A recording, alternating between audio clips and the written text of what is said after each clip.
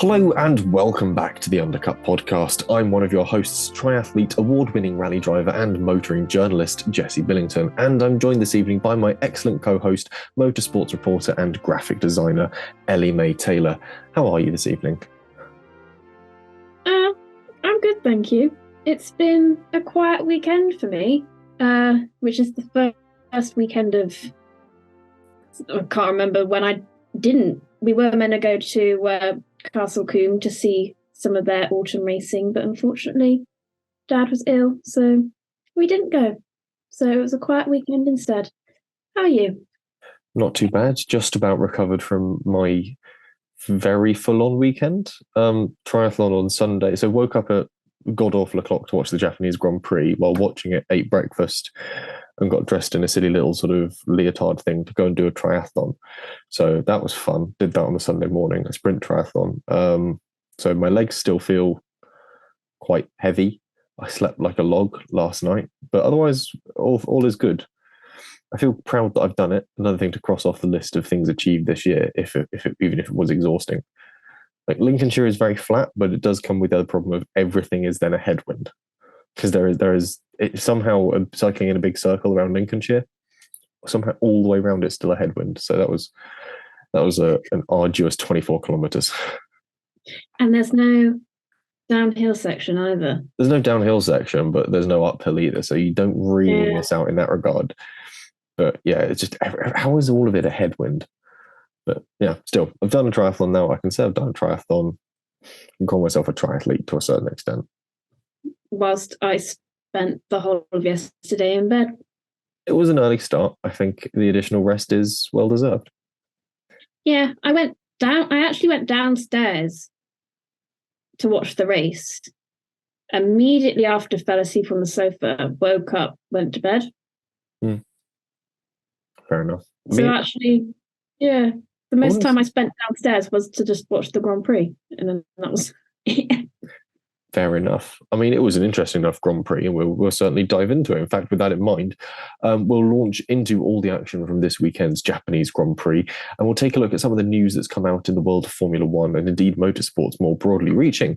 So we'll kick off with McLaren, and we've obviously heard they've signed Oscar Piastri for a longer contract. He's signed on till 2026, but they've also made another signing, and this is when it comes to their reserve driver. They've signed Ryo Hirakawa as their 2024 reserve driver. He won the World Endurance Championship in 2022 for Toyota Gazoo Racing, including a 24 Hours of Le Mans win that year.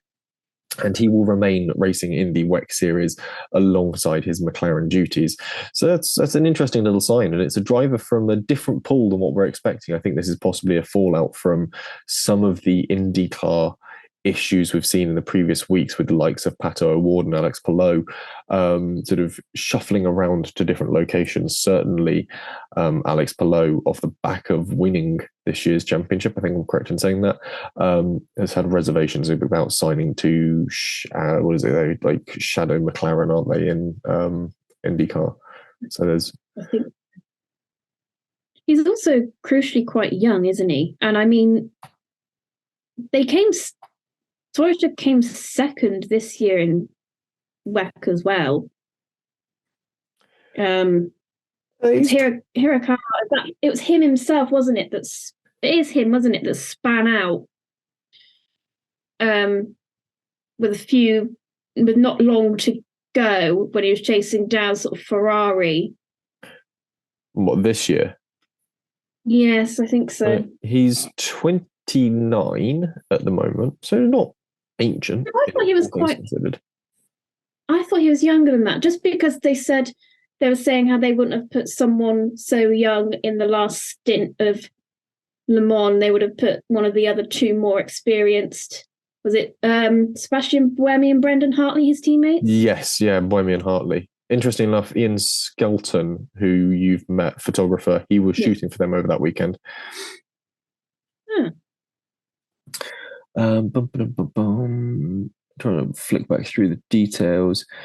He was indeed, racing for Toyota Gazoo Racing.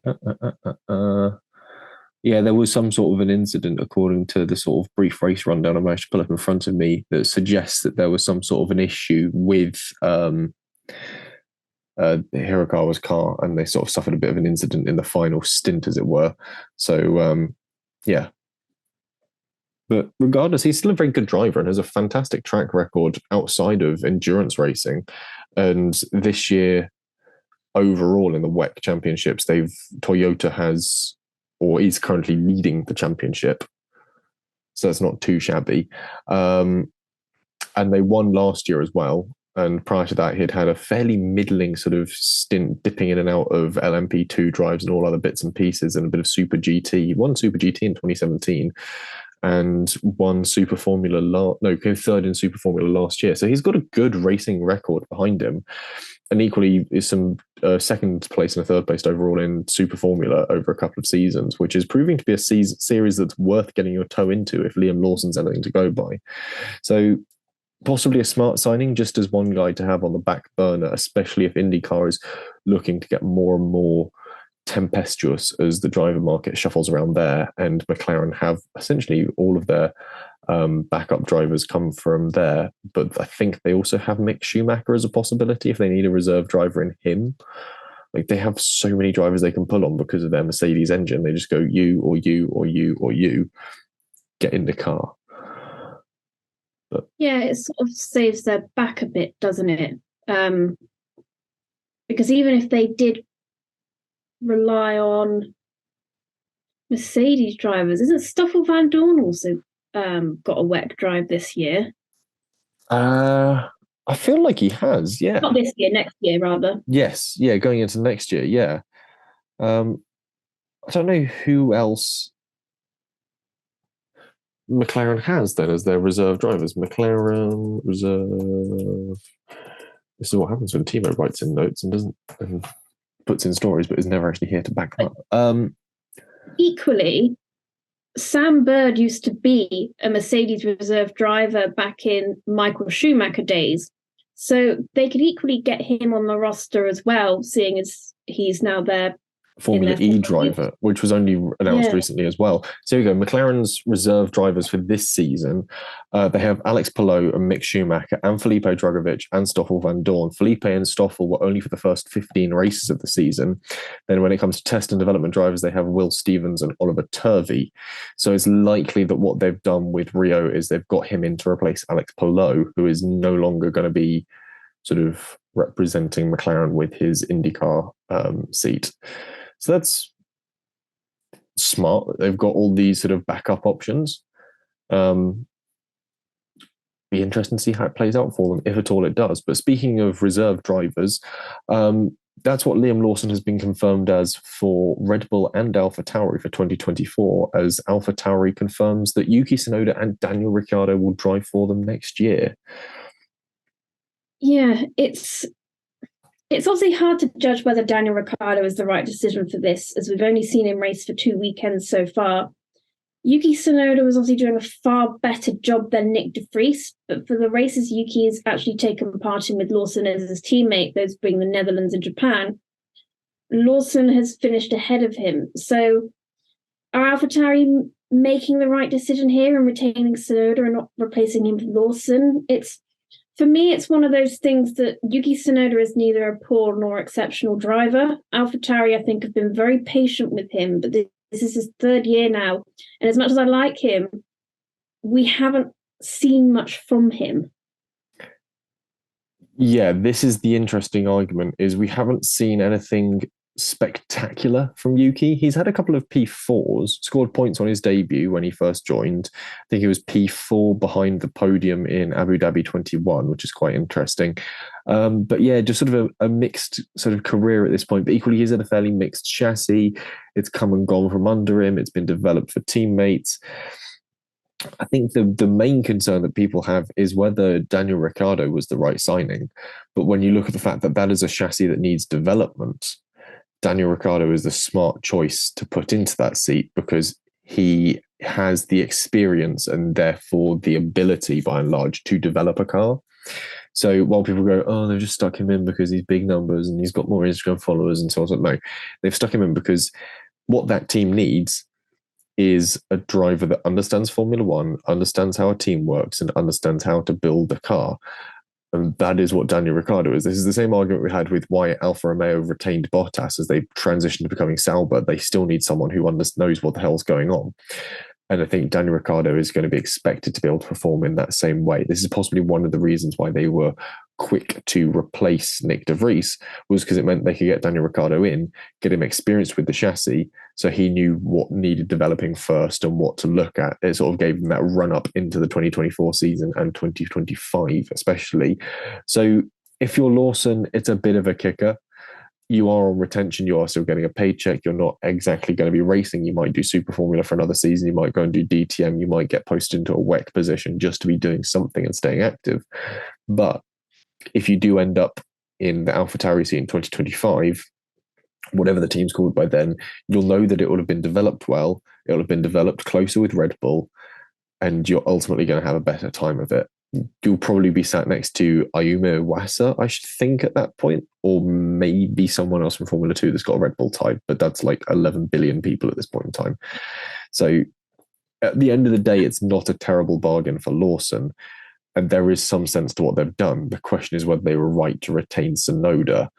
I think ultimately, he's only on a 1-year contract now, Tsunoda, essentially, until Aston Martin bring him in with their Honda deal. I think that's the way it's lining up to go.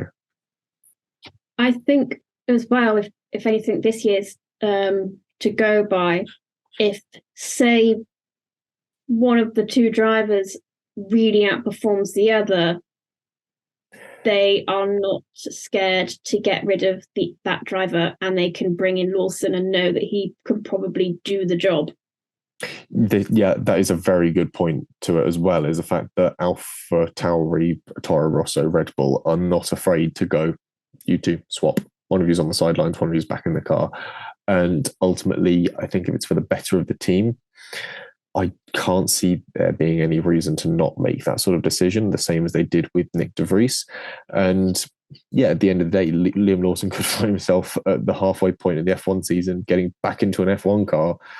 And again, this depends hugely on how Perez performs in the Red Bull seat through the first half of next year, because while he will be racing for Red Bull next year, might not be for the entirety of the season, especially if his performance from the past 2 races is anything to go by.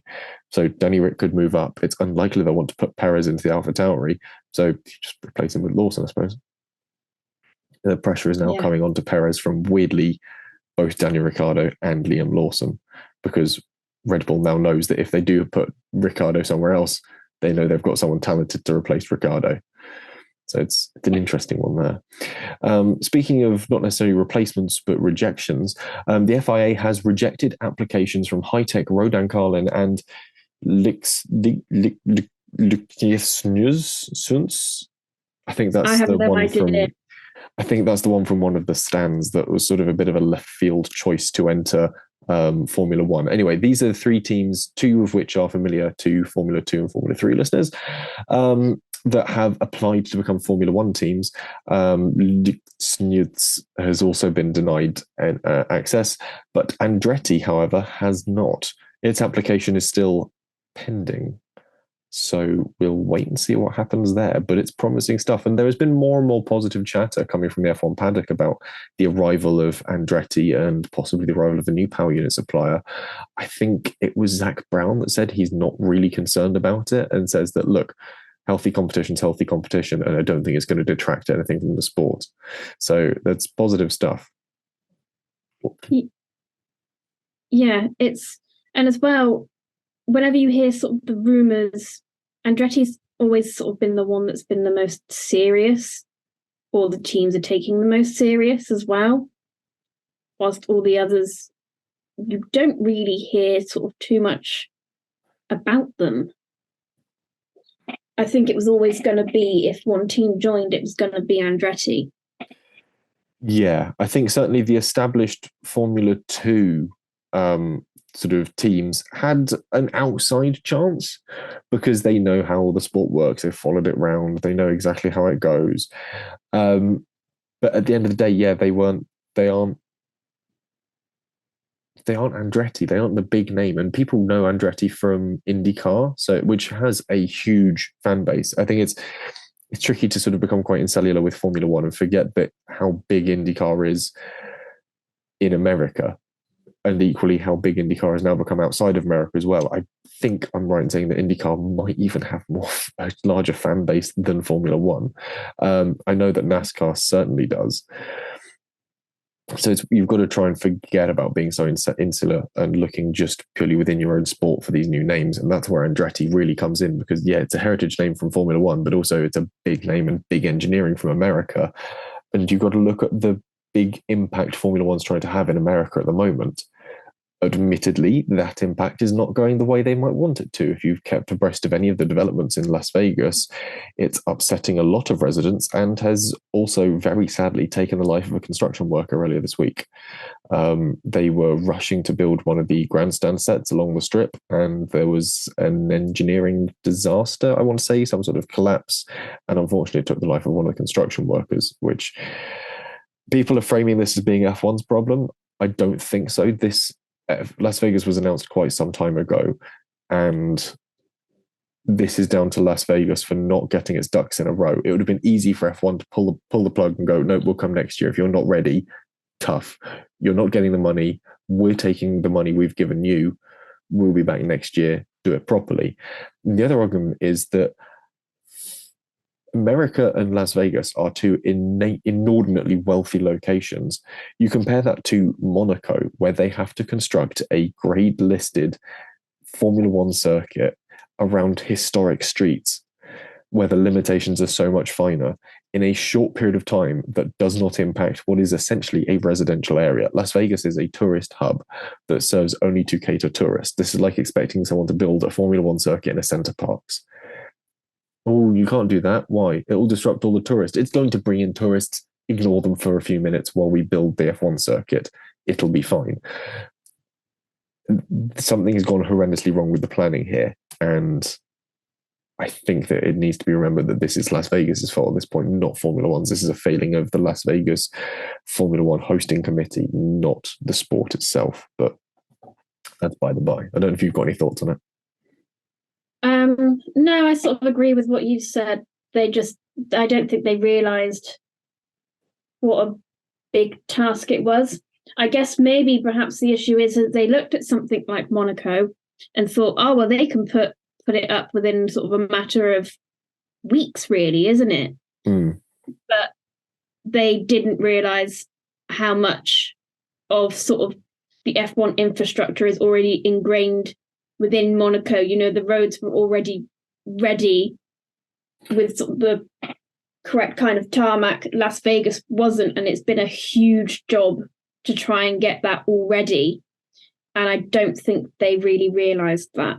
Yeah, Monaco repaves way ahead of time. And also the teams that set up in Monaco have been setting up there for years now. And they'll have like a finessed routine of how to do it with minimal impact and how to do it promptly and quickly and safely. So it's easy to look at the best in the class and go, oh, how hard can it be? Answer, very hard. And unfortunately, in this instance, poor planning and has led to, it's the old adage of piss poor planning leads to piss poor performance. And ultimately, that's taken someone's life in this instance. And I don't think that's entirely excusable. So, yeah, it's going to be interesting to see what happens when we do arrive in Vegas in a few weeks, because historically, it's never been good, the circuit. It's always been sort of falling apart and strung together out of cones and rope at the last minute.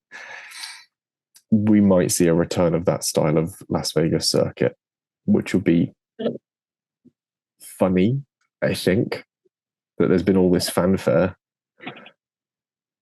Unfortunately, it won't bring the season that came with the Las Vegas Grand Prix. What was that, 1982, 83? Keke Rosberg. Yeah, Keke Rosberg winning with one race win in the season, and all manner of interesting sort of podium sitters. I think we had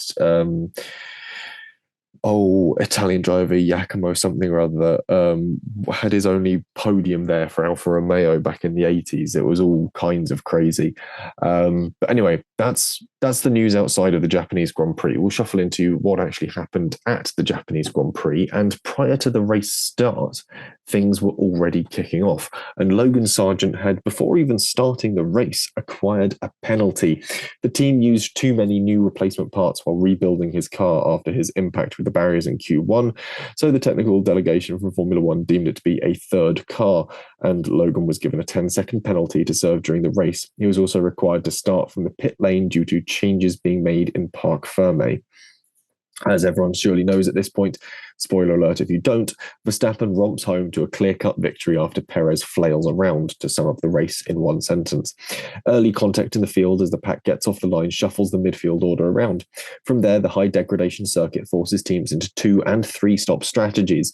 George Russell is the only one to make just a sole pit stop. Bottas is the first in the field to retire. He picked up early damage after being herded into Alex Albon off the start. The debris off this incident impacted a slow-starting Sergio Perez too, but we'll get to him in due course. Bottas continued to race, but after the safety car restart, Sargent locked up on the entry to turn 11 hairpin and torpedoed Bottas, sending the Finn spinning into the gravel. This wounded his Alfa Romeo further, and he retired with damage. This earned Logan a further 5-second penalty to his 10-second one he already had for having a third car. Perez was the next driver to retire. For the first time, he ploughed crucially, he ploughed on at the hairpin and wiped out Magnussen in a clumsy move from way too far back. The same move he pulled on Albon in Singapore, essentially, lunging from an absolute distance away and just ploughing into someone's side pod. Where have we seen that before? Given that they'd handed Logan a penalty for that same move a lap or two prior, Perez was given a 5-second penalty and was complaining of the car being tricky to drive, so he retired. Stroll retired next with what's recorded as a rear wing failure. Aston Martin might have been caught out by the TD018, the technical directive number 18 that was introduced in Singapore, and given how low down Lance is, it's not out of the question that he was running a different style of wing, likely a new style of construction and composition as opposed to actual design and aerodynamic impact, though this might have proven too brittle and failed. In the official release from the team, they said they noticed an issue with the wing and opted to retire Lance. Teams are running sensors on their rear wings to check for flexion. So if you don't know how this all works, the way that I've sort of figured out to explain it is if you take one of those old flexi rulers everyone used to have at school, like the big wobbly ones, and if you took like a standard plastic one that your teacher gave you because you forgot your pencil case or your ruler, if you flex the flexi one, obviously it flexes and continues doing that all day long. If you try and flex the sort of clear plastic one, it flexes a little bit, but it has a limit as to how far it will flex. And eventually that will lead to a structural failure. I think what might have happened here is Aston Martin, in a bid to avoid being caught out by the new technical directive, have accidentally made a slightly more brittle wing. Yes, it doesn't flex as much, but equally it can't sustain that same load that the flexi one was able to. So they retired Lance when they saw the sensor was going a bit haywire and likely suggesting the wing was about to fail. The question I have for you, though, Ellie-May, is, at this point, would you retire him for the season and put Felipe in the car? So before I give my opinion, I do, whilst he is not here with us. We should have mentioned in absentia, Timo's not here. Timo is not here, but I do have his views. I unfortunately can't do a male voice. You should try. So I'm not going to. Try sounding really, really cocksure about it, and that way you'll come off perfectly as Timo. I know. Maybe I should have practiced beforehand. I'm not sure I can go sort of. It's not his voice isn't necessarily low. It's just hard to do if you're a woman. It's not a womanly voice. No. So Timo has said Aston Martin should bin him off. His mannerisms and attitude in the pen afterwards were I think that's meant to be abysmal from a sponsor's point of view. They should embed Drogovic there as quickly as possible so he doesn't scamper off somewhere else, but they won't. My opinion is, the retirement wasn't his fault, so from that point of view, no. But from his performance this season, yes. I mean, Aston Martin was second in the championship at the start of the year. And whilst their performance has decreased as the year has gone on, I don't think they could have kept second with how the latter part of the season has gone. But they should have been able to at least been in a position where they could have at least fought for third. But now there's no way they can fight for that position against Ferrari. And now they're in a position where they're about to potentially lose fourth in the constructors to McLaren. And that's down to Lance Stroll's performance. I mean, there's 49 points between the two teams, and McLaren picked up 33 points in Japan. There are 6 races left. I don't think it's going to take a lot for McLaren to overtake them.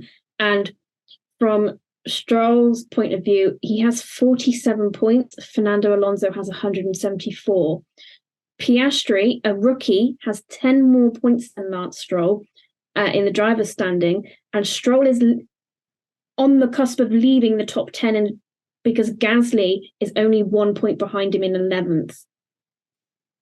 When Stroll is struggling to stay within the top 10 of the drivers' championship and Fernando Alonso is 4th,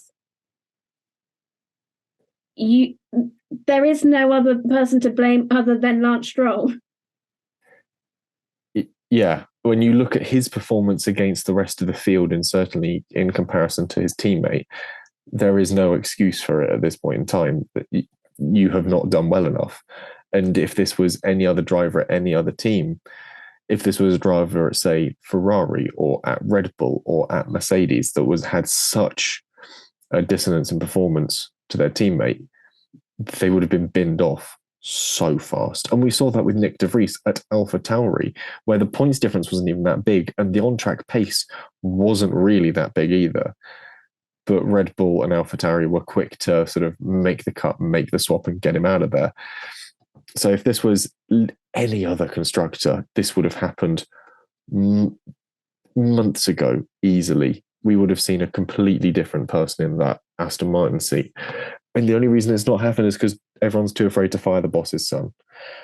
But the boss's son is now bored of the job. He doesn't want it. He hates being there and he hates being dragged around to do this. He wants to be off playing tennis and doing something else. He's seen other drivers leave the sport and go and do interesting things, like go off and do business and just focus on actually having an entertaining time. Sebastian Vettel, Nick de Vries, and the GOAT himself, Nicholas Latifi, they've all gone off and found other things to do beyond Formula One. That life exists. And he's seen it and gone, yeah, why not? But I think this definitely comes from a level of dejection from him. Like the camera cut to him when he was in the pit box or in his pit garage, having gotten out of the car after retiring, and he seemed nonplussed. Like if any other driver had to retire from that race because of a rear wing failure, they'd been throwing gloves around, they would have been swearing, they would have looked upset about it. He didn't even seem the slightest bit dejected. He just looked like he was happy to get the rest of his afternoon back. That says it all at this point. And you've got the incredible talent that's proven to be Felipe Drugovich sitting there waiting for a chance to do something this season, and you're frittering it away. There's a lot to be said for, I think Timo is right to raise Lance's behaviour, because while, it doesn't look great from a sponsor's point of view, that is a hugely telling thing as to whether a driver wants to be driving or not. And equally, the pressure he's under. Last year's car was not great, which meant that the gap between him and Seb was relatively small. But now Aston Martin have put in some time and money into developing the car, and it's gotten good. All of a sudden, you can see where that distance comes from. And there's over 100 points between the two drivers. Yeah, that's a solid 4 race wins plus some. Yeah. He's over like a quarter of, not even a quarter of Alonso's points, isn't it? I think that's the way the maths works out. Yeah, well, Stroll has 47, Alonso 174. So 47 times 4. Yeah, it's not quite a quarter, but it's getting on for that way. And at one point, Alonso was fighting for third in the driver's standings, and you're fighting to stay in the top half of the field against a rookie and the Alpines. It's not a good look. Anyway, moving on from Lance Stroll, we'll move to a different L and certainly an L for Logan Sargent, who retired on lap 22 with more collision damage, his car getting worse as it went on. Alex Albon followed him into the pits 4 laps later for the same reason, suffering some broken bits and pieces from that early race damage with Bottas. Around this point, Sergio Perez unretired. Re-entering the race, he ran an outlap and then immediately boxed, served his 5-second penalty for shunting Kevin, then left the pits post-pit stop and penalty, and immediately retired again. This counted as him having served his penalty and would thus prevent it being handed down to him in Qatar as a grid penalty. The FIA has since closed this loophole. It was perfectly legal and in accordance with the rules to pull this off, but ultimately it's meant that it's offered no punishment to either the driver or the team for bad driving and unsportsmanlike behaviour. So do we think the FIA has learned to close loopholes to prevent the backlash that we've seen partly from this race? If you spent any time on social media afterwards, you've seen people going, how is it fair that he's gotten to do that? He's basically gotten away with this scot-free. And equally, post-2021, we saw an interesting loophole exploited there through an interpretation of the rules. Are we seeing an FIA that's growing more and more concerned with ensuring the sport is watertight when it comes to interpretation and understanding of the rules? So Timo has simply just said FIA haven't learnt. I have a little bit more to say than just 3 words. I mean, the problem is, until a team finds the loophole where the words of the regulations could be interpreted differently, the FIA probably don't know there is one. I mean, these regulations, I imagine, have been written by very high-paid lawyers, but no matter how hard the FIA and these lawyers try, they're not going to be able to cover every single scenario, and the wording or lack of wording in the regulations will always be subject to interpretation. And I think in this scenario as well, because it hasn't really happened before, there's no precedent to go off. So I think it is a bit unfair to give them backlash over it. I mean, if you compare it to sort of, I don't know, any country, like say UK law, for instance, not everything has been written down in statute and comes from, sort of the government. Those that have, it's down to the judges and the court to interpret the wording of, but anything new and doesn't have any law covering it, the court will determine and set a precedent for future cases. So, you probably find in most countries, not everything is written down in law, and you're going to find that the case in F1. Not everything is going to be written down and set in the regulations. I think it's a bit unfair to say the FIA must have every single scenario written down and know what to do in every single scenario. What were the chances of this happening? Usually if a car retires, it's because the car can no longer go on. You don't usually be like, well, actually, the car might be able to go on for a couple more laps. Can we come back in? Yeah, this was a voluntary retirement. This is the key thing to remember here. Is it was a voluntary retirement because the car was deemed undrivable. There was no point in leaving Perez out there to flail around and risk damaging the car more, necessitating having to make more parts for later on in the season in a cost gap era. There's no point in essentially wasting money. So the car was voluntarily retired in a working condition. It hadn't been meatball flagged. It hadn't been black flagged for being unsafe on track. It wasn't leaking fluid. It wasn't causing risk to other drivers. The car itself wasn't. The driver was, but that's purely opinion. So yeah, the car was in a perfectly legal state to head out. There was no reason for the car to be officially retired. So hence the reason why it's weirdly classified as a 45-minute long pit stop is because he pulled in, they retired the car and set back out again. This is something we sort of saw way back in the early years of the sport when mechanical issues were more and more prevalent and races were essentially shorter. You had a greater chance of catching up to the pack in older races because of the spread of the field and the performance difference across the field. You could retire your car, fix the problem, and then head back out several laps later and still stand a decent chance of catching up to the rest of the field. You were unlikely to win, but because of the retirements, you might at least get bumped up the order. So there's every reason that this hadn't been addressed before, like you said, because it hadn't been tackled before. There was no sort of pre-standing as to how this was dealt with. So in the end of it, Red Bull just went, the car's still safe, right? Yeah. So let's go and serve that 5-second penalty now. Can we do that? Is there anything that says we can't put the car back out if the car is safe to run? No, there's nothing to say we can't do it. What's the worst that happens? We serve a penalty at the next race. We're doing that anyway. It's very clever. Yeah, it is. And ultimately, that's what you watch the sport for, is to see what a lot of clever people can do when they're asked to make a racing team, not just a racing car, but a team. And at the end of the day, Formula One is a team sport. And a part of that team is dedicated to understanding the rules and finding the way of building the fastest car and covering 300 kilometers in the fastest time possible. Ultimately, the team was thinking with the broader picture of looking at the next event where they would have to try and cover the same 300 kilometers, but without as 5 seconds added to that. I love it how Max Verstappen must have just been doing such a great job out there that they had nothing to worry about other than sort of looking at Perez and thinking, like, someone must have sort of turned around and been like, we haven't served our penalty, just will we have to the next race? And then sort of looking through the regulations and thinking, can we just put him back in the race to serve the penalty? Yeah, what if we just simply serve that penalty now? Like the team has, obviously at that point, had the spare capacity to go and do that. They're like, I guess for a few minutes we can leave Max to sort of look after himself while we sort out his teammate, I guess, and go from there. Like, it's just fascinating that they're able to operate at that level. But equally, that's what you watch the sport for, is to see teams come together that can perform that sort of thing. And I like the way you sort of brought the actual sort of existence of law into it, and the way that something has to happen for you to go, oh yeah, that shouldn't happen. We'll make a law to stop that.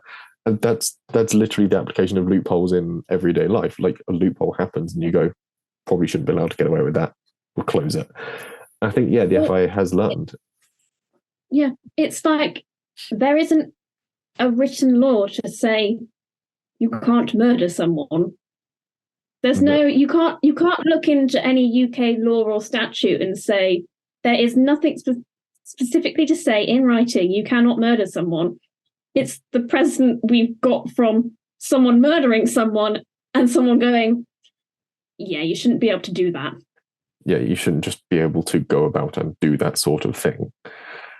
And it's the interesting way in which law is sort of founded, and equally the way that we construct rules based off of a similar set of morals.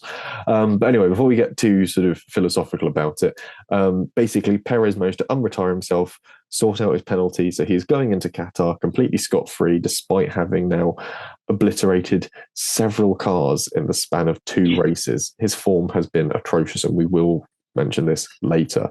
The Mercedes pair battled throughout the race on their vastly split strategies, with the two seemingly at odds come race end about swapping the order of them to protect from sides behind. In the end, Mercedes made the call to swap, and Russell was quickly eaten up by the Spaniard. So would you have swapped Mercedes if you're in that point?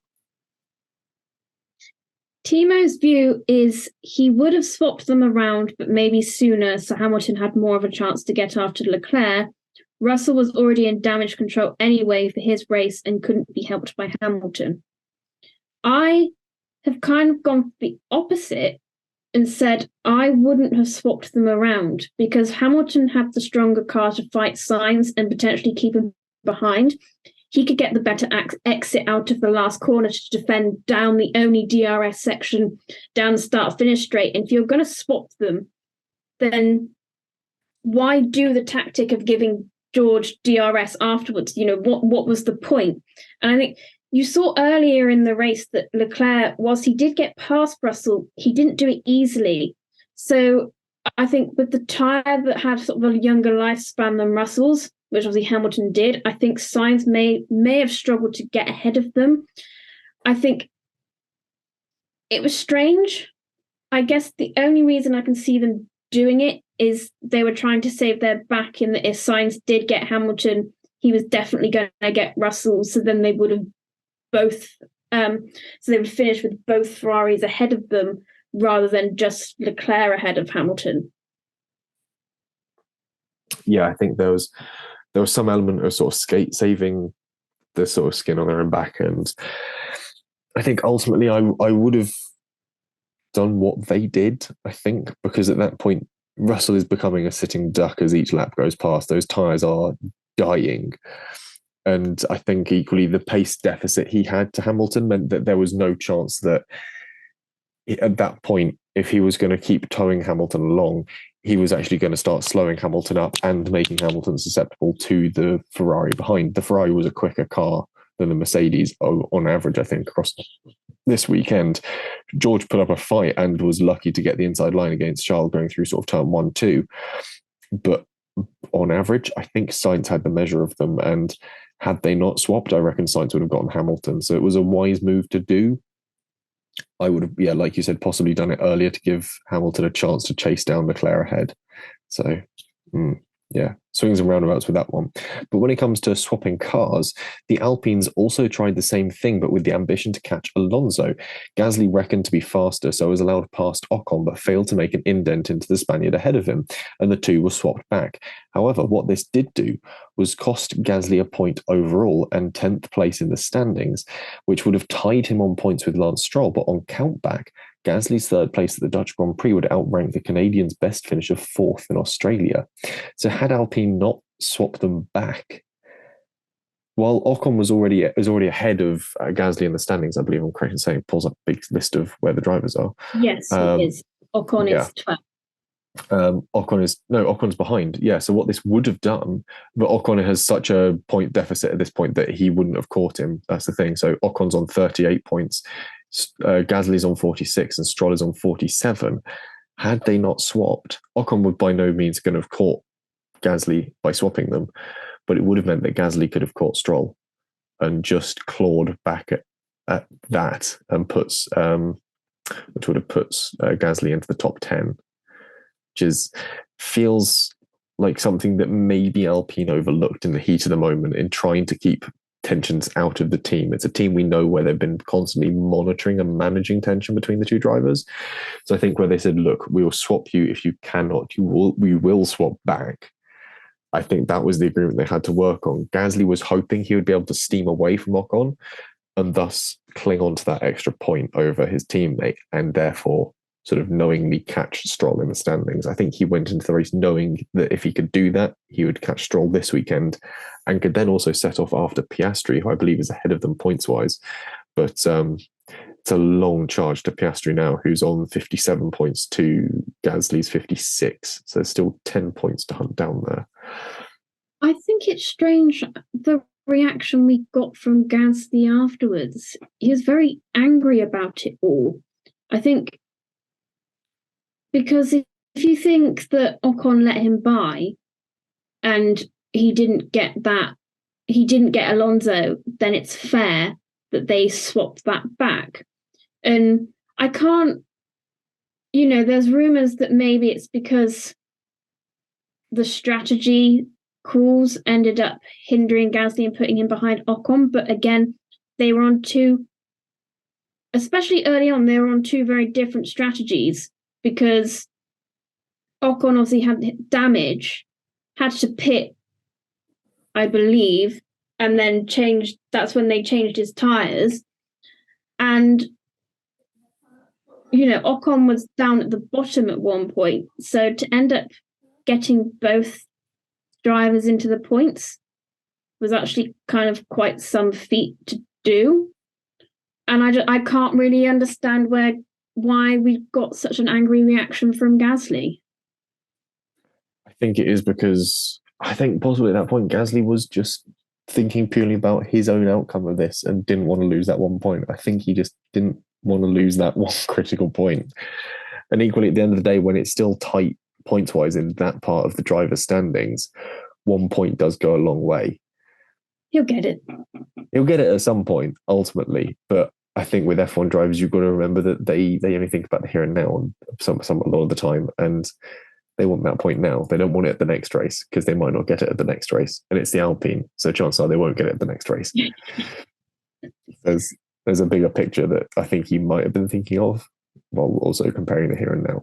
It's an interesting one. Anyway, the rest of the race we'll certainly get into with our winners and spinners. And we'll start with he who is not present for his winner. He has gone for Piastri. He says he should have been second, but played the team game and was once again very impressive. Hopefully wins a Grand Prix before Norris does.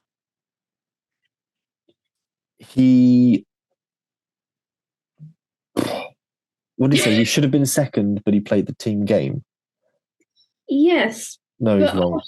Yeah, because Norris was just quicker. Yeah. This is why I picked Norris as my winner, because I think Piastri, credit to him, going into the first turn, and he was quicker in qualifying. He got that P2, and then going into turn one and challenging Verstappen, especially when Verstappen got a good start. At Silverstone, it was different because Verstappen didn't get away quite so well. But this time round, Verstappen got off the line, which is tricky with that Red Bull. It does not like setting off, and it never has done. I know it's always struggled with getting off the line.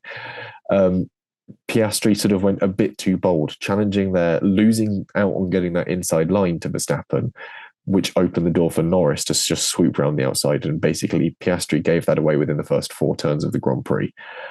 Norris also had the better start. Norris had the better start. He was up there and closer, and Piastri didn't throw it away. He hung onto it, and he deserved his podium. Don't think I'm talking him down here. What he did was fantastic, and the effort he put in was great. But when the difference in pace and the difference in race that the two drivers ran meant there was never really this collusion or team game. They prioritized Norris potentially with pit stop order, but that didn't actually come at the detriment to Piastri. So at the end of the day, this was Piastri having a good race. This wasn't him sort of throwing himself under the bus to give Norris the much needed P2. This was just Piastri having a good race. Certainly deserving of a winner's accolade from us, because well done. As a rookie, getting on the podium in a season that has been pretty much dominated by the Red Bulls and a lot of other talent. Credit where it's due, top job. But for me, Norris just had that little bit extra, which I think is worth giving him that same accolade, if not a bit more.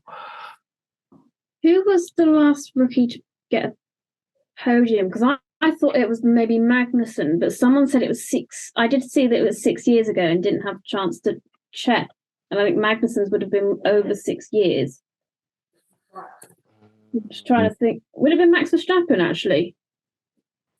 That would have been 2016, wasn't it, when Verstappen got his podium? Still not. And he wasn't a rookie that year, though, was he? No,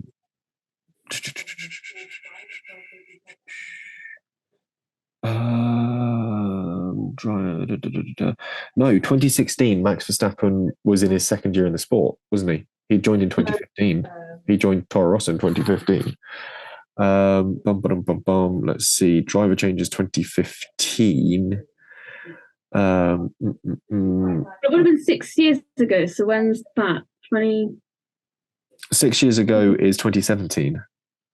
So it's somewhere in 2017. If it was 6 years ago. Let's have a look at the podium finishers. Lance Stroll? When did he start in Formula One? Please tell me it wasn't 2017. Holy hell, it was Lance Stroll. What's that? Canada? No. Azerbaijan. It was Azerbaijan. Yeah, retirement, 11th, 16th, 15th, 9th, 3rd in Azerbaijan in 2017. Because, yeah. 2018, who scored podiums in 2018? Perez wasn't a rookie in 2018. Oh, no one down there was. Why do I feel like Alex Albon scored a podium in his rookie year? Or he would have been Toro Rosso, wouldn't he? Toro Rosso, then straight into Red Bull. But I don't think he did in that closing time spent in the Red Bull, though, did he? No, One in 2020, but which not. was 2019. Yeah, he never scored a podium that when he sort of swapped teams, did he? Mm. So, that's mad then. That Lance Lance Stroll. Stroll was the last rookie to score a podium. Jeez Louise, man. 2020, the only rookie was Nicholas Latifi, technically Jack Aitken and Pietro Fittipaldi, none of whom were anywhere close to scoring a podium. 2021 was only Schumacher and Mazepin, again, nowhere close to scoring a podium. Oy vey. Well, there we go. Lance Stroll, a man who we must have spent a good 10 minutes decimating the career of, was the last rookie to score a podium, but now it was Oscar Piastri, so that's fine. I've given my thoughts as to why Lando Norris deserves his winner's accolade. I think he had a masterful drive, really, and was able to just sort of secure himself at P2 early on and drove a really, really senior and metered drive to the finish and just sort of went bang, second. There is no way in hell I'm catching Verstappen. So what I'm going to do is just not burn up my tyres on a high dig circuit. I'm going to race competitively, stay ahead of the rest of the field and come home second.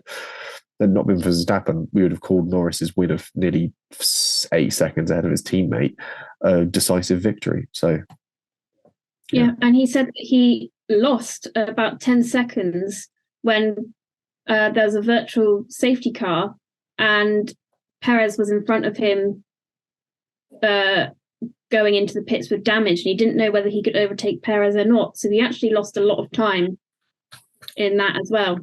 Yeah, Perez caused a lot of interesting moments this weekend because at one point, Charles thought he was unlapping himself when he passed Perez, but thinking it was Verstappen, but turns out it was just Perez going slowly into the pits to retire for possibly a second time. Yeah. So anyway, speaking of the Red Bulls, your winner. Mine is Max Verstappen. I mean, he's essentially single-handedly won constructors for Red Bull, but in terms of this race specifically, he was able to quickly bat away any rumours about Red Bull suffering with their performance in Singapore due to regulation changes in free practice. And for me, his qualifying lap was the best lap we've seen all season. He extracted everything he could out of that car, but without ever going over the limit to get the only sub-minute 28. If you go back and watch the replay, it's such a beautiful lap. And then in the race, didn't put a foot wrong. He went back to being his dominant Max Verstappen ways.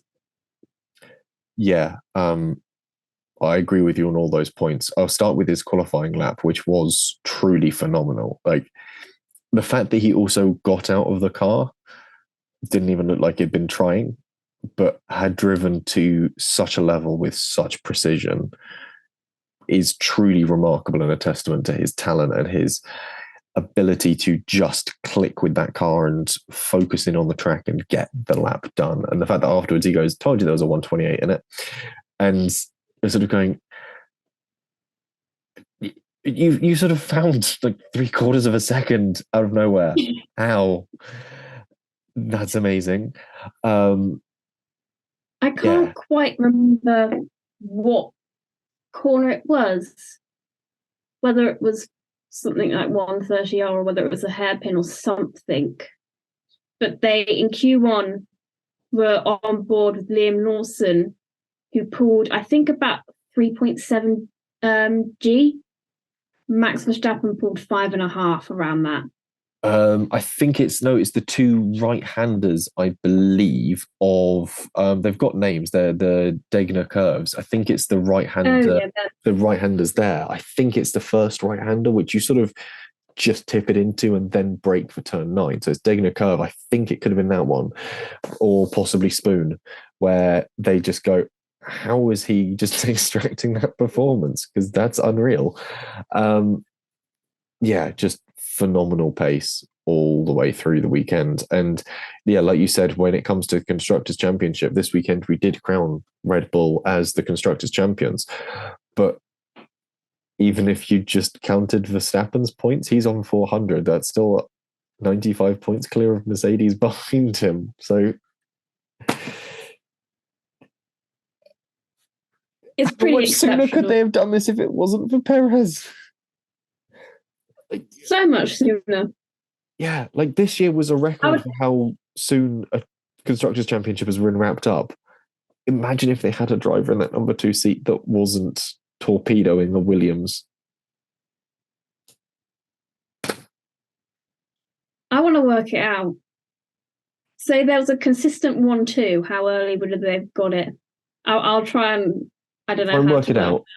I'll probably do some tippity tapping away tomorrow as well. Although I'm in the office, so I might not get to.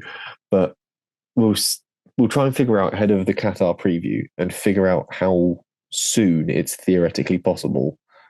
Because you've basically got to see how many points there are left in the season versus how many are accrued. When you get past that tipping point, knowing that the best another team can score is essentially a 3-4 theoretically, at what point the gap becomes too big. There is a way of doing it. We'll figure it out and we'll come back to you with our Qatar preview in about a week's time. Right. That's your winner. We'll move into spinners. And again, we'll start with he who is not present. And I think it's quite an obvious one. It is, but I can't get my phone to take. Oh, your cat sat on it. It's Sergio Perez. I've got a really angry cat and I'm really scared to get my phone. Can you see her every now and again, her tail just flapping? I can see the tail flapping. She seemed quite happy when she arrived, but she now seems less happy. Oh, God. It's Sergio Perez, and I think I can predict exactly why Timo picked Perez, and it's because, well, frankly, another shocking performance from the Mexican in the second Red Bull seat. Not really a drive becoming of someone in that seat, and she's got it. What did he say? Was my prediction close? Driving like a wackadoodle. You'd think he wants Red Bull to fire him and on their constructors' title sealing weekend too. Don't know what's been wrong with him since the start of Singapore. I mean, he is that girly that does nothing in the group project and still puts their name on it at the end. Yeah, his name will go down in like history, in the history books that, yeah, Red Bull got that constructor and he was the driver there, but yeah. He will be part of that one, but he was present but not correct, as it were. It's such an interesting one. We've definitely spoken about Perez at length already, and I think it's really begging some questions of what's gone wrong since the start of Singapore, because it's clearly not a car issue. The fact that Verstappen was able to turn it around so significantly from Singapore and produce the quality of drive he did across the Japanese Grand Prix weekend, there is now something fundamentally wrong with the way Perez is driving. And he's probably glad he's got a contract signed for next year. But beyond that, it's a lot of questions that are going to be asked of him moving forwards. And he's making mistakes that not even the rookies are doing. No. When you're looking at Liam Lawson and thinking, oh, come on, buddy, we could have just stuck Liam in this seat and have better results. Like, I reckon you could have probably put Liam into that Red Bull and got him P5 off the bat. Like, he would have been a smarter swap. Yeah. Tsunoda would have been a top 10 finish for certain. Lawson, I reckon, would have been able to get it top 5. What is annoying now is because who has been Red Bull, who have they put in free practices as their rookie testing? 2023 FP1 driver. Let's see. Red Bull hasn't done any this year yet. Obviously, AlphaTauri have now ticked off one of their seats, with Lawson being in one in Monza. That would have counted as one of their FP1 drives, weirdly. But annoyingly, he's now done too much, hasn't he, to be put in a Red Bull and be classified as a rookie. So he's now done 2 race weekends, so he's no longer a rookie. So what they'll have to do is they'll have to get an Ayumu Iwasa and put him in Tsunoda's seat for an FP1, and then they can stick Iwasa in both of the Red Bull seats.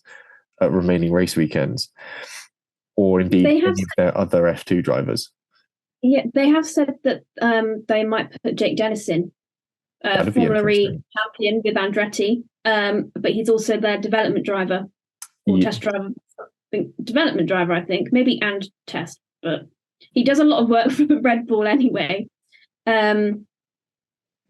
So I'd quite like to see him in a seat, but it's just annoying that we can't have Lawson in one and see how well he does in that Red Bull now.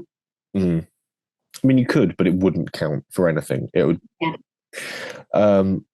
2018, Jake Dennis was the simulator and development driver for Red Bull Racing. As a result of the team's association with Aston Martin, he tested for them in Barcelona mid-season test in 2018, then again in Hungaroring in August. As of 2023, Dennis remains a development driver for Red Bull. So it would be interesting to see him have a go in certainly one of the Red Bulls, maybe in AlphaTauri, and see what he does. So, when you said Lola never stares down the camera at you? She is glaring at me right now. Like, I might have to include like a clip of this in like the corner of the video version of this, because that is an angry looking cat for no apparent reason. She is swishing her tail as well. She's angry. Lola. Oh, there we go. That's a stare. What's wrong, girl? Lola. This is just an unhappy cat. She's not happy with us slating Sergio Perez. That seems to be the problem. So we'll move on to your spinner. I've gone for Valtteri Bottas. I mean, I don't think... Was Japan even worth its time? I mean, it's the worst ever quality position he's ever had in Japan. The poor guy fell off his bike before the race even started. He got sandwiched at the start of the race between Ocon and Albon, causing a puncture and wing damage. And then on lap 5 got spun around at the hairpin by Logan Sargent, who locked up and tagged him. I mean, he then pitted for the mechanics to examine the situation and change to hard tyres, which almost lasted as long as his Monaco 2021 pit stop. Went back out. The team realised there was too much damage, retired the car. Yeah, it's just not a weekend to be Valtteri Bottas. He seems to take it in his stride, though. Like, he doesn't seem peeved about it. No. He's just happy to still be racing and doing what he wants to do and enjoying stuff, which is fair enough. Because none of what happened was really his fault. So I think that's quite fair to just sort of be upset about things outside of your control and go, oh, well. Speaking of things outside of your control, or rather things that were totally within your control, we'll move on to my spinners, where I've got Logan Sargent and Lance Stroll. And we've already spoken about Lance Stroll at great length. I think that possibly there is something in the back of my mind, and something I discussed with Georgia over the weekend, was whether he retired because he simply just didn't want to be out there, man. He just gave up mid-race and retired. And if he did that and had the balls to do that, all the more to him for doing that. That's really quite impressive. But for Logan Sargent, when your career is on the line, when Williams have not confirmed you as a driver for next year, when Liam Lawson is doing all that he can in that Toro Rosso, and it's not unheard of for Tauri Red Bull to just sort of push drivers into another team just for a little bit, and they retain their Red Bull sponsorship. Alex Albon. I wouldn't be unsurprised if maybe Red Bull had a quick word with Williams as to whether or not they'd want to take Lawson on for a season. Equally, Dragovic is supposed to be in talks with Williams at the moment as well. And given the way he very quickly got to grips with the Aston Martin in pre-season testing at the start of this year, his ability to get to grips with the Formula One car and develop a bit is worthwhile. They've still got the safe pair of hands in Alex Albon next to him. So why is she staring at me like that? It's creepy, man. Your cat That's there. Oh my God. I could never sleep over at your house because I'd wake up and she'd just be staring at you from the corner of a room or something. Kind of terrifying. It's also put me off where I was going with my point. The fact is that Logan has now got plenty of competition for his seat. And crucially, when you compare him to his predecessor, there was no one in the market who wanted to move to that Williams. And so there was no one to replace Latifi. So Latifi stuck around in that seat for far longer than anyone really anticipated because there wasn't any juniors desperate enough to move up. Williams got desperate and pulled Logan Sargent up. And now we're awash with drivers, and Williams isn't half bad. Should they be looking elsewhere beyond Logan for their next driver? Timo has said Logan deserves another year, even if it's just to show the other Williams drivers in the academy that the team won't bin you off immediately. That being said, wouldn't mind Lawson and Albon being there for 2024. That's kind of my sentiments as well.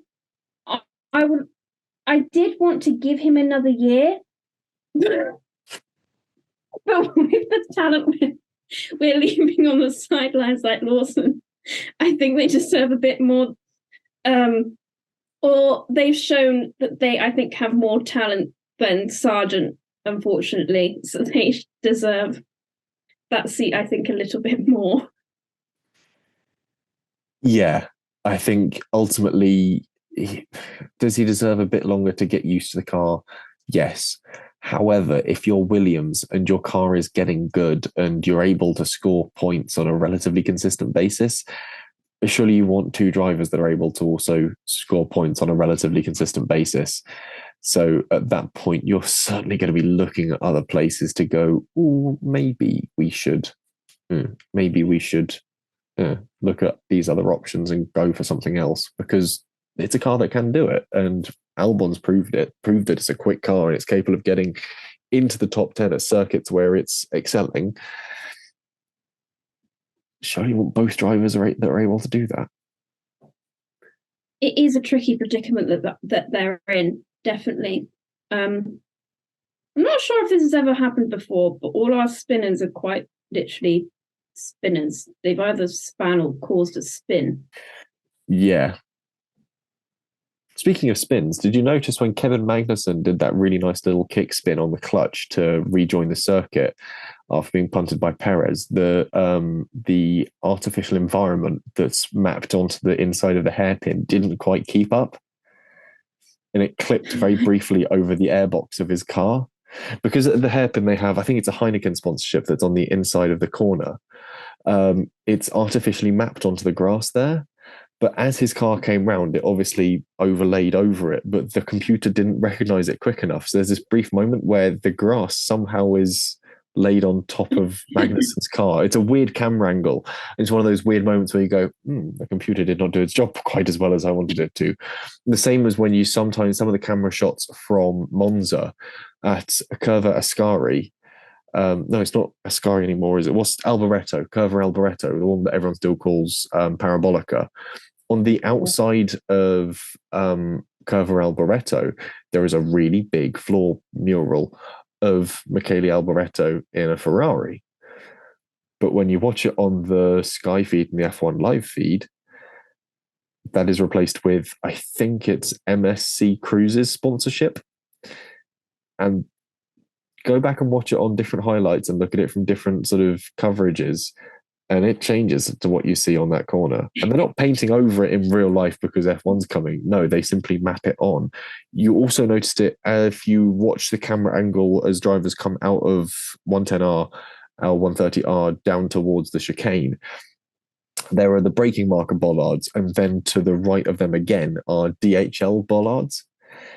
And it takes a second sometimes for the DHL sponsorship to appear on the bollards.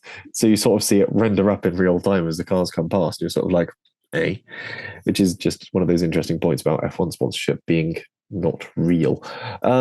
We'll move to other drivers worth of mention, and we'll go for Carlos Sainz is one that I've jotted down because it was another methodical and straightforward weekend for him. His ability to see what Mercedes were doing as a team with a brace of drivers ahead of him, and the fact that they were pulling his trick from Singapore on him and then working to apply pressure against Mercedes to sort of force them to counter it differently was really quite remarkable. His ability to look at what's going on with two cars ahead of him, understand the strategy a team was put together and go, well, if I just do this, that won't work for them and they'll have to do something different. Being able to do that is really quite impressive. And equally doing that on a weekend where against the McLarens and Max in the Red Bull, the Ferrari was arguably the third fastest car on track, and Leclerc very much proved that. But he had the favourable strategy. This weekend was Sainz's turn to get sacrificed, and he did play the team game admirably and still put up a huge fight against sort of Mercedes on his own. So that's quite good going from him, I think. Maybe that's why his hair's so big. Just full of thoughts. Full of brain. His brain overflows from his head into his hair. That's why it's so voluminous. Maybe it's like transmitting sort of information from other teams. That's why it's so voluminous. It's big because it's just a radar antenna to pick up the other radio calls. That's what it is. My other other drivers worth mentioning, I think, again, it has to go to Liam Lawson. It was so close to the points, P11, and he wasn't upset about it, but he knew there was a little bit more to come from this weekend, but he was happier with his start. He said that he was absolutely amped up on coffee beforehand. So his reactions were like that, getting off the line, boom. And he does continue to be a headache for Red Bull, who've promised him that drive for 2025. We've already mentioned sort of the question I've asked here, which was, why does he wait that long? If they don't get Drugovich, would Williams be wise to buy Lawson out of his contract? I think we've answered that, yeah, Williams would be, because he'd be able to probably get those points on the weekends where the Williams can get points. So now Williams essentially then will just become a third team for Red Bull and their driver pool.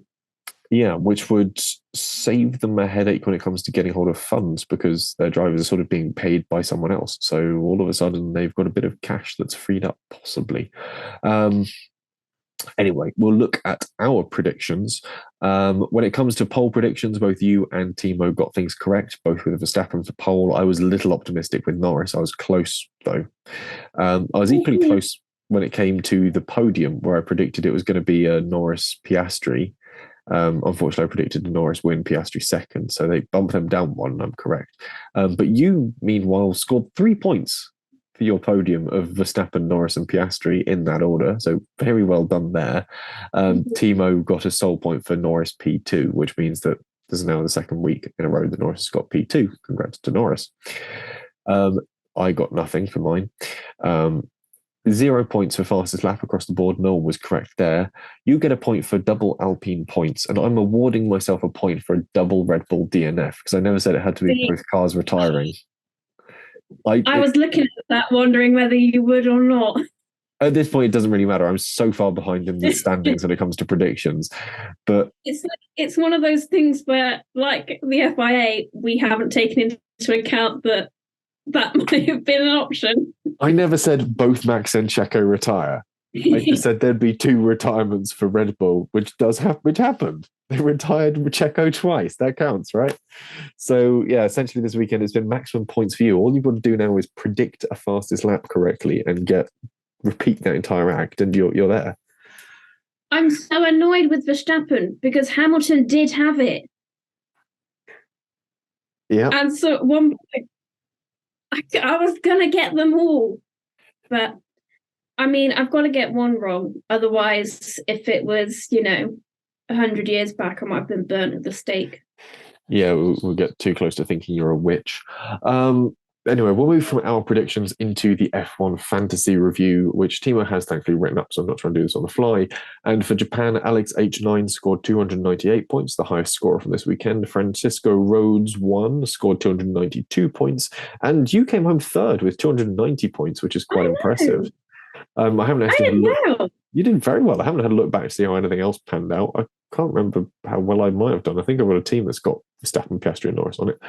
On the curbs, came home P9 with 211 points, and one of my teams, Jaffa Cake Racing, came home P14 with 188. I'm going to have a look and see where I came home. I can't sit here and possibly let the fact that I might have come home higher than P14 go amiss. I think I'm typing the wrong password there.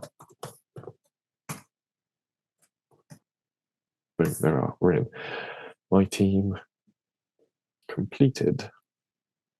No, that was my highest scoring team. What the hell happened there? No. Oh, I had mid-beds. This was Jaffa Cake Racing was my highest scoring team.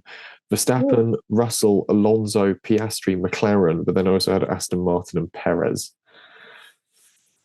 I ditched Aston Martin for McLaren.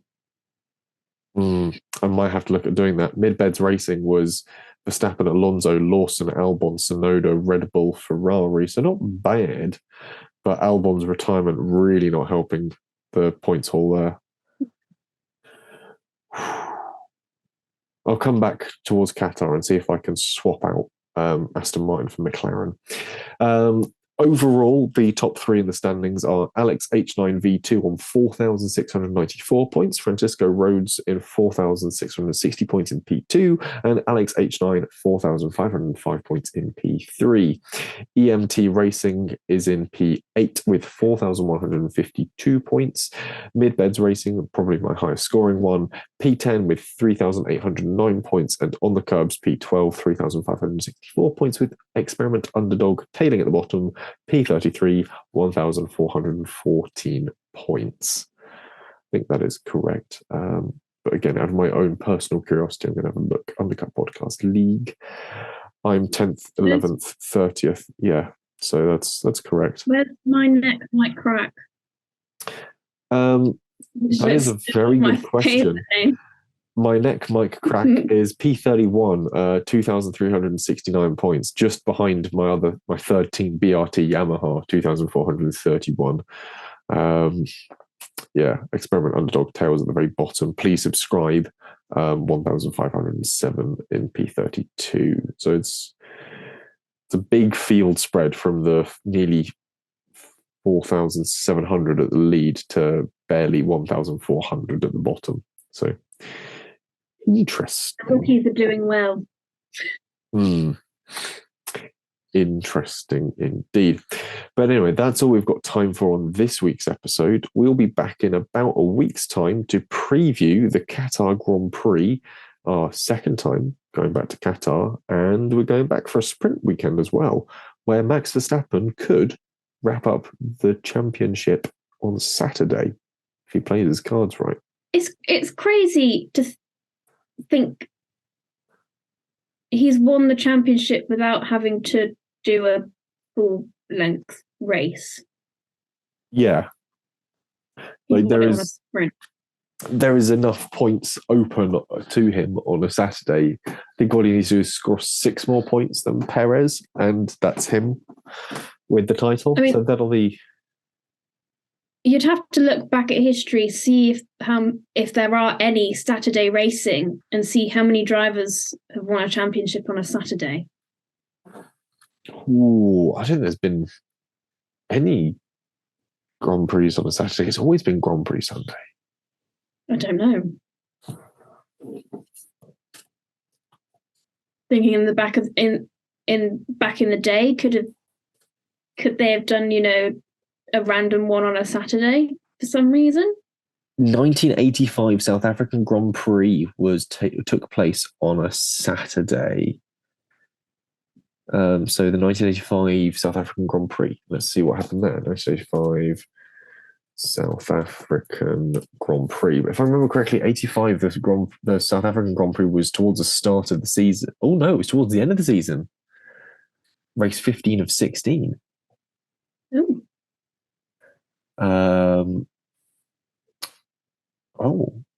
Who won 1985? Was that a PK that year? No, it was a Prost. Well, it was Prost. McLaren tag. Yeah. Oh, Prost had already won it by a long march.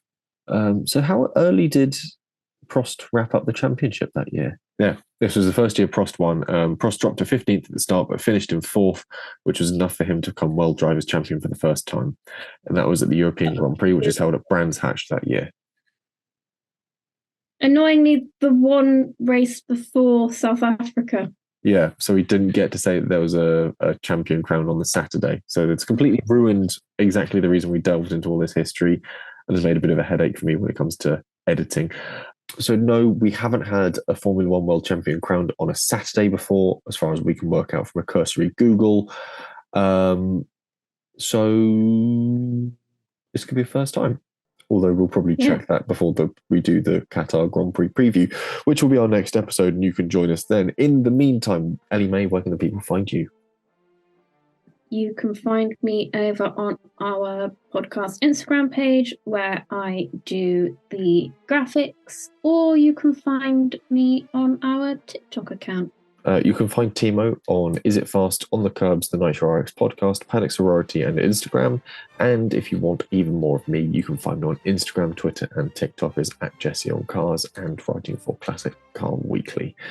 So that's all we've got time for on this week's episode. Hopefully I'll remember to edit out the bit where we get sidetracked looking at the historic Grand Prix in the 1980s. And you can join us again for a preview of the Qatar Grand Prix.